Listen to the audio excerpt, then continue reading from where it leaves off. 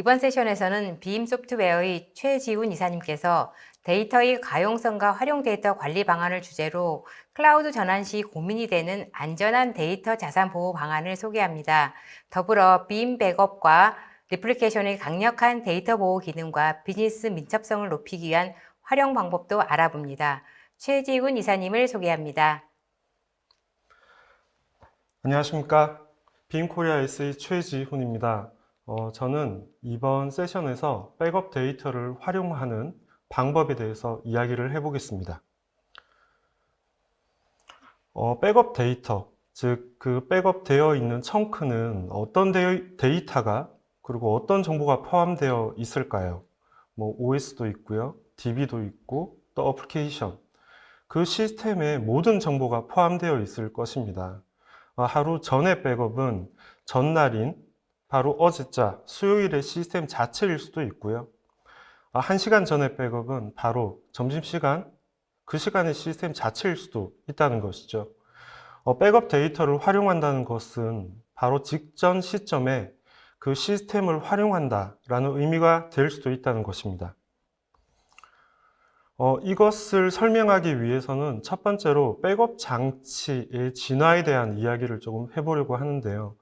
백업 장치는 제일 그림의 왼편에 위치해 있는 테이프 장치를 먼저 말씀드리자면 저장 용량당 비용이 가장 저렴한 매체였었고요. 또한 오프라인 매체이기 때문에 안정적인 백업 저장소이기도 했죠. 하지만 보다 많은 작업을 동시에 처리하기 위해서 VTL 기술이 나왔고요. 그리고 중복 제거 기술, 그리고 백업 서버와 스토리지가 통합된 어플라이언스 형태의 진화가 되었고요. 그리고 현재는 클라우드 저장소로서의 확대가 되고 있습니다. 오프라인 매체에서 온라인상에서 활용 가능한 이런 저장 매체로 진화하였다고 할 수가 있는데요. 그리고 두 번째는 백업 데이터의 관리 기술과도 연관이 있는데요. 빔은 모든 소스의 백업을 빔의 고유한 포맷으로 저장을 하고 있습니다. 이것은 마치 가상 머신의 데이터 파일과도 유사한데요. 빔은 백업 데이터, 이 파일을 필요로 하는 목적별로 프로비저닝 할 수가 있는데요. 때로는 마치 VM처럼 보여줄 수도 있고요. 또 이런 VM처럼 보여주는 기술을 씀으로 인해서 VM으로 즉시 복구를 할 수도 있습니다. 또는 이를 활용해서 이기종 가상 환경으로 마이그레이션을 손쉽게 할 수도 있고요. 그 목적지가 퍼블릭 클라우드도 될 수가 있을 것입니다. 손쉽게 마이그레이션도 할 수가 있고 또는 데이터베이스로 테이블이나 어플리케이션 또는 그런 오브젝트 단위의 손쉬운 복구 수단으로도 쓸 수가 있다는 것이죠. 결국 백업 데이터의 활용은 백업된 데이터를 가상화 기술을 활용하여서 프로비저닝 하는 것이기 때문에 별도의 스토리지나 데이터 이동을 필요로 하지 않는다는 장점이 있습니다.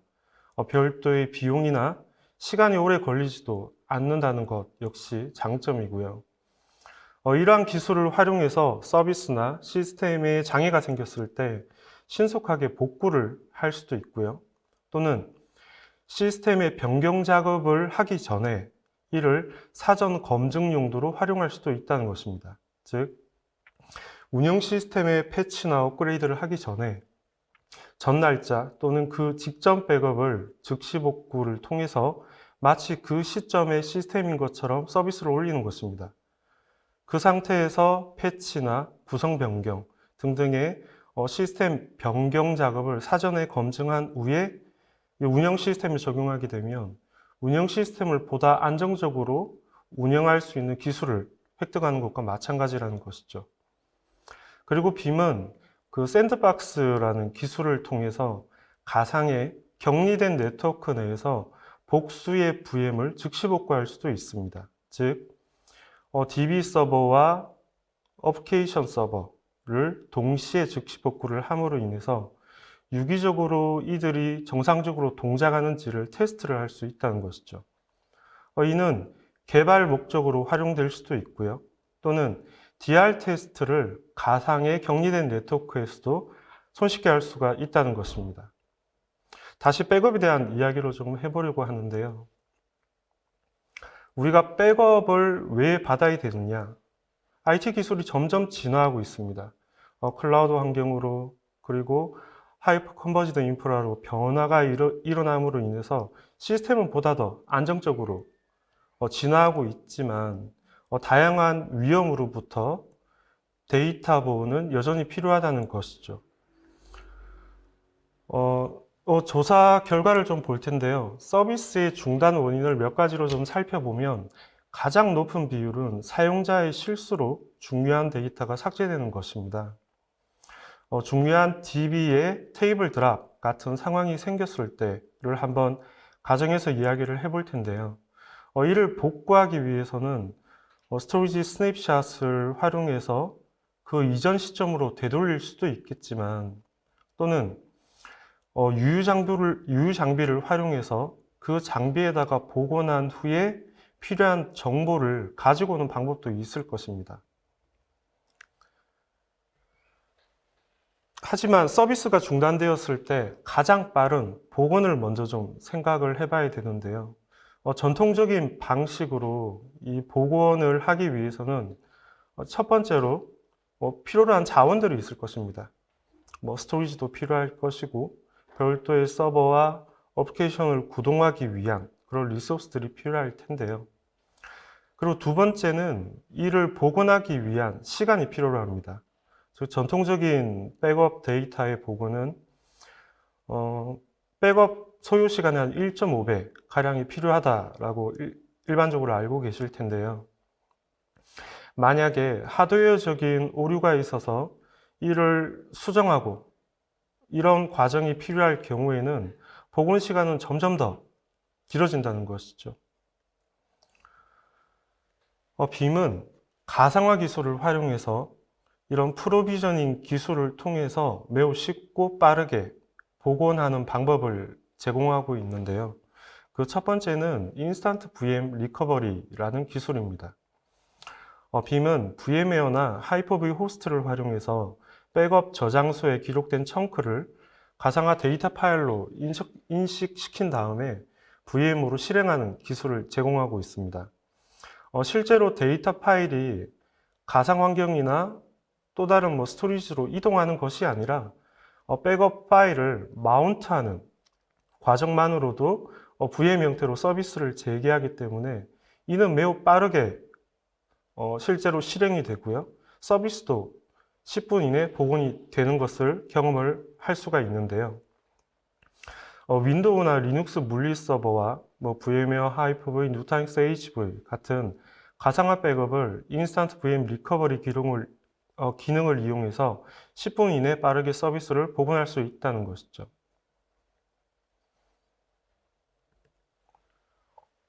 두 번째로는 오라클이나 MS SQL 같은 데이터베이스도 즉시 복구 기능을 제공하고 있습니다. 데이터베이스에 장애가 생겼을 때 즉시 복구 기능을 사용해서 보다 쉽고 빠르게 복원을 할 수가 있는데요. 이전 페이지에서 말씀드렸지만 빔의 즉시 복구는 데이터의 이동 과정이 없습니다. 메타데이터만 왔다 갔다 하거든요. 데이터베이스의 크기에 제약이 없이 빠른 시간 내에 즉시 복구를 할 수가 있는데요. 빔은 즉시 복구된 DB를 만약에 사용자가 업데이트를 하게 되면 이 데이터를 캐시에 기록을 하고 있고요. 만약에 지금 현재의 즉시 복구는 데이터베이스가 백업 청크로 위치해 있지만 이를 운영 스토리지로 스위치 시키는 기능까지도 제공을 하고 있습니다. 이때 빔은 이 캐시 영역에다가 업데이트되는 데이터를 기록함으로 인해서 이 캐시에 있는 데이터를 단계적으로 운영 스토리지로 마이그레이션을 시키고요. 그리고 온라인상의 다운타임 없이 스토리지에 대한 스위칭 기능까지도 제공을 하고 있습니다. 세 번째로는 NAS에 대한 즉시 복구 기능도 제공을 하고 있는데요. 현재 버전에서는 SMB에 대한 즉시 복구를 리드-온리 모드로 제공을 하고 있습니다. 만약에 운영 중인 NAS 스토리지에 장애가 생긴다 하더라도 즉시 조회성 데이터일 경우는 백업 청크를 즉시 복구함으로 인해서 서비스를 단시간 내에 복원할 수가 있을 것입니다. 그리고 빔은 VM의 백업을 저장소에 보관할 수도 있지만 스탠바이 VM으로 복제해 놓을 수도 있습니다. 운영 VM에 장애가 발생하면 스탠바이 VM의 전원을 켜는 동작만으로도 서비스를 복원할 수가 있는데요. 예를 들어 두 개의 ESX 호스트를 상호간에 복제를 할 수도 있고요. 또는 클러스터 간에 복제를 할 수도 있습니다. 이 복제된 VM은 평상시에는 파워오프 상태이기 때문에 별도의 리소스를 필요로 하지도 않고요. 단지 파워오프 상태로 대기하고 있다가 관리자가 원하는 시점을 선택한 후에 전원만 켜면 즉시 서비스를 페일오버 할 수가 있습니다. 그리고 운영 호스트가 다시 사용 가능한 상황이 되었을 때 이를 다시 페일백할 수도 있습니다. 그리고 지난달에 출시된 V11 버전에서는 VMware의 VAIO 기능을 활용해서 CDP 기능도 추가가 되었습니다. CDP 기능은 수초 내에 RTO를 제공하는 기능으로 데이터 로스를 거의 제로에 가깝게 만드는 복제 기능이라고 말씀드릴 수가 있겠습니다. 제가 클라우드 환경에서 효율적인 백업을 위한 중요한 5가지 기능을 좀 요약을 해봤는데요. 이는 빔이 가지고 있는 가치이기도 하지만 클라우드 리소스를 보다 효율적으로 쓰면서 그리고 서비스를 보다 안정적으로 운영하기 위한 방법으로 참조를 해주시면 좋겠습니다. 첫 번째는 변경된 블록 단위의 효율적인 백업을 해야 된다는 것입니다. 그 이유는 클라우드의 리소스는 특정 하나의 VM 또는 특정 하나의 서비스에서 사용하는 것이 아니라는 것이죠. 이를 전체 클러스터에서 같이 리소스에 대한 영향을 줄 수가 있기 때문에 변경된 블록 단위의 효율적인 백업을 하는 것이 무엇보다 백업에 대한 부하를 줄일 수 있는 방법이고요. 두 번째는 백업 시간을 단축시킬 수가 있습니다.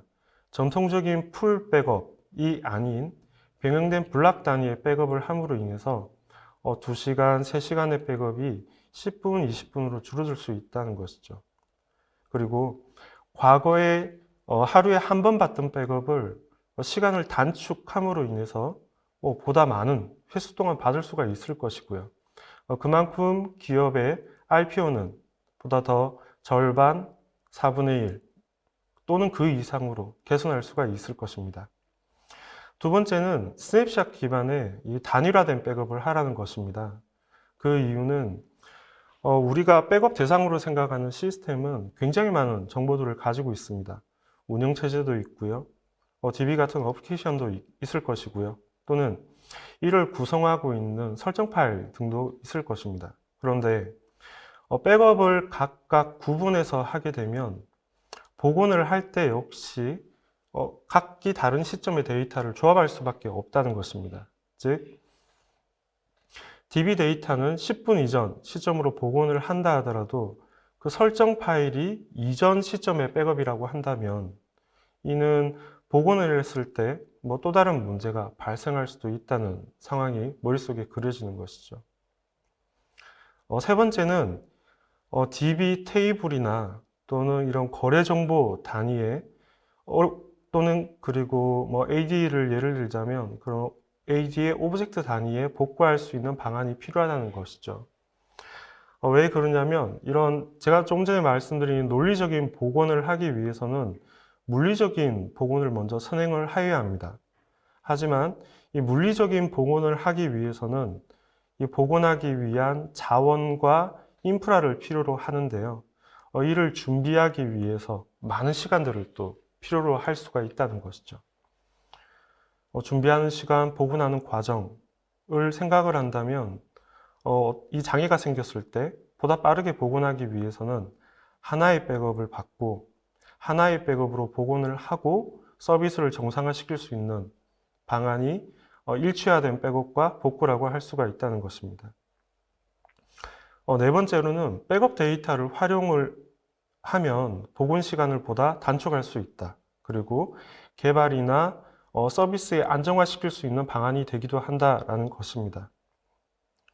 그리고 마지막으로 시스템은 굉장히 유기적으로 변화하고 있습니다.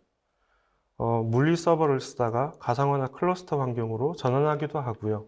또는 특정 A사의 환경을 쓰고 있다가 M사로 전환하기도 한다는 것이죠. 하지만 특정 하나의 인프라로 락인이 되게 되면 시스템을 보다 효율적으로 운영하는데 제약이 발생할 수 있기 때문에 시스템이 인프라가 바뀌건 플랫폼이 바뀐다 하더라도 효율적으로 이동하고 마이그레이션 할 수 있는 방안을 준비하시기 바랍니다.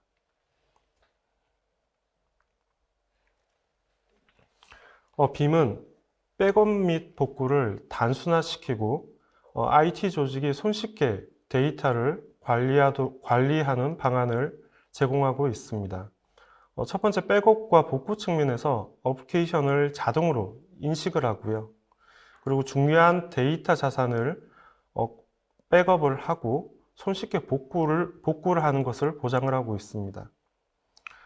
이를 통해서 시스템의 장애나 정전이나 또 요즘 유행하고 있는 랜섬웨어 같은 공격으로부터 신속하게 복구를 할 수가 있는데요.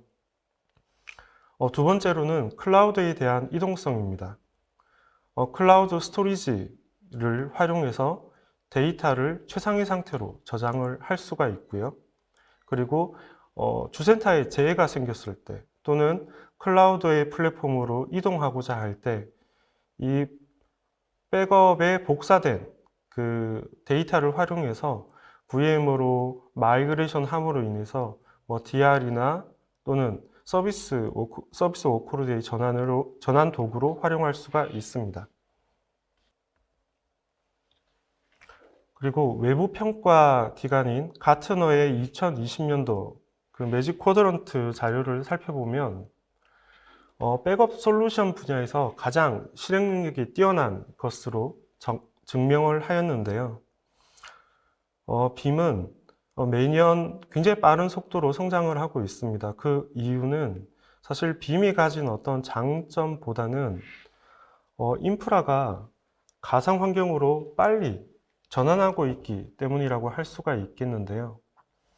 과거 레가시 3티어 구조의 레가시 인프라에서 x86 기반으로 그리고 가상화와 클라우드로 전환을 함으로 인해서 과거에 사용했던 어떤 파일 단위의 리드라이트 시스템 콜은 더 이상 효율적이지 않다는 것이죠. 블록 단위의 효율적인 백업과 복구, 그리고 가상화 기술을 이용한 복원 시간의 단축 등이 고객분들에게 보다 많은 가치를 인정받기 때문에 매년 20% 이상 성장하는 것이 아닌가 생각을 하고 있습니다. 빔은 현재 글로벌 클라우드 백업 시장에서 1위 제품이고요. 전체 백업 마켓에서도 현재 글로벌 3위로 포지셔닝을 하고 있는데요. 빔은 최근 카스텐이라는 솔루션을 추가로 인수를 하였습니다. 이는 클라우드 인프라가 이제 쿠버네티스 환경으로도 전환을 하고 있다는 것을 고려를 하여야 하는데요.